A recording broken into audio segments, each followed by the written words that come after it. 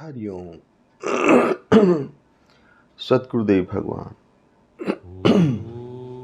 हे परम प्रिय मित्रों, हे माताओं बहनों, चलो परमात्मा की ओर चैनल में आपका हार्दिक स्वागत, अभिनंदन है। हे प्रिय मित्रों, उस परमात्मा से प्रार्थना करता हूँ, उम्मीद करता हूँ आप सब प्रसन्न रहो, आनंद से रहो।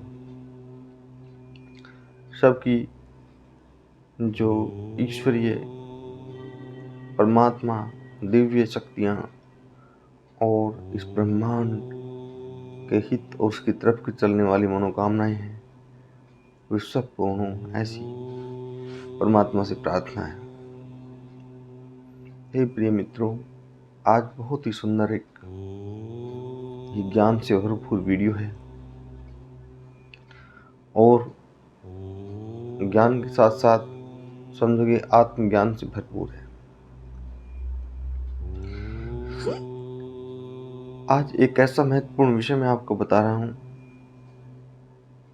जो सभी के जीवन में चलता है, लेकिन समझता उसको कौन कौन है, ये बात अलग है। अब इस विषय हम सबको ये आभास होना चाहिए कि अगर किसी वजह हमारी तत्काल मृत्यु आ जाए या हो जाए किसी कारण, तो क्या करेंगे? तो फिर कैसा हो? अगर किसी कारण तत्काल मृत्यु आ जाए तो कैसा हो? आप देखो, सोच के अगर ये पता हो कि हमें सही 10 दिन या 1 महीना या 5 दिन या 2 महीने बाद ये जीवन समाप्त होगा, ये शरीर छोड़ देंगे, तो फिर आपका व्यवहार कैसा होगा? क्या इसी प्रकार का व्यवहार होगा? शायद नहीं। शायद नहीं। चेंजिंग तो आ जाएंगे। दूसरों के प्रति दया भावना, दूसरों के प्रति प्रेम भावना और अपने घर परिवार, अपने मित्र, बंधु बांधवों के प्रति दृष्टिकोण बदल जाएगा। स्वयं अपने जीवन के प्रति दृष्टिकोण बदल जाएगा। लेकिन इसके साथ साथ हमें ये भी जीना है कि ये जीवन है, इसका हर पल काल के काल की तरफ जा रहा है। इसलिए जो जीवन है, इसे आनंद के साथ जियो, प्रफुल्लित होकर जियो, क्योंकि न कल का पता, न आज का पता, न परसों का पता, न किसी घड़ी का पता। ये जीवन जो है उसे आनंद के साथ जियो, और आनंद के साथ तब जीता है आदमी जब वह या तो आत्मज्ञानी है और या फिर समझो कि बावरा है, और का आनंद के साथ जीना बड़ा मुश्किल रहता है। प्रिय मित्रों, आनंद के साथ जीने के लिए दोनों तालमेल बैठाना जरूरी है, जिसको सदैव मृत्यु और प्रभु का दिया जीवन दोनों का स्मरण करना चाहिए। मृत्यु और प्रभु का दिया जीवन, तो प्रभु ने जीवन दिया है, वो उसको कभी भी ले सकता है। एक तो ये स्मरण, और एक जो है मृत्यु सत्य है, ये भी स्मरण रहना चाहिए कि मृत्यु सत्य है, अटल है। जो आया है उसको जाना ही होगा। जब ये मृत्यु वाली बात आपके दिमाग में याद रहेगी तो आप कदापि भी अनुचित कार्य न कर पाओ। और जब तक जीवन याद रहेगा तो आप वो हर पल हर क्षण का लुत्फ उठाओगे जिसके आप हकदार हो। भोजन करना है तो आनंद के साथ करिए फुल।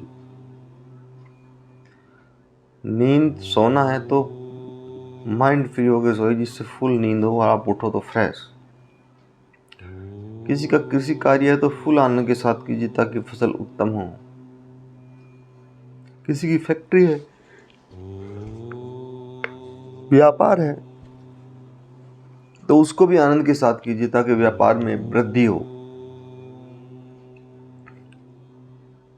और ये भी ध्यान और ध्यान मानो कि ये जीवन प्रभु का दिया हुआ है, वो पता नहीं कब ले ले इसको, इसलिए कोई अनुचित कार्य भी न करो।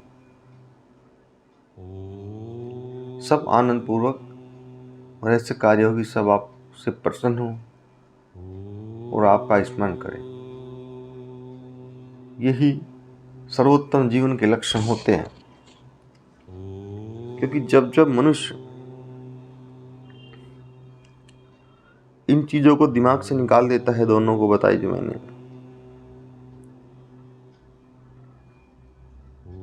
प्रभु का दिया जीवन और मृत्यु,